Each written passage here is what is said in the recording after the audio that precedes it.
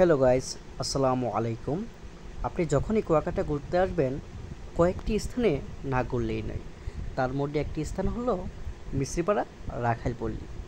আর রাখাইলপল্লীটি কুয়াকাটা থেকে 60 কিলোমিটার দূরে অবস্থিত। এই 7 কিলোমিটার আপনাকে আসার জন্য হয়তো অটো ভাড়া করতে হবে, নয়তো আপনার মোটরসাইকেল ভাড়া করতে হবে। মোটরসাইকেল বা অটোতে করে আপনারা চলে আসতে পারেন মিশ্রিপাড়া রাখাইলপল্লীতে। এখানে রয়েছে হরেক রকমের জিনিসপত্র। তার মধ্যে রয়েছে বিভিন্ন প্রকারের আচার, শামুক, ঝিনুকের তৈরি বিভিন্ন ধরনের অলংকার এবং বাচ্চাদের জন্য অনেক প্রকারের খেলনা। এই জায়গা থেকে আপনারা খুব অল্প দামে রাখাইনদের কাছ থেকে অনেক কিছু ক্রয় করতে পারেন। রাখাইনপল্লীতে আরও রয়েছে হরেক রকমের রাখাইনদের পোশাক।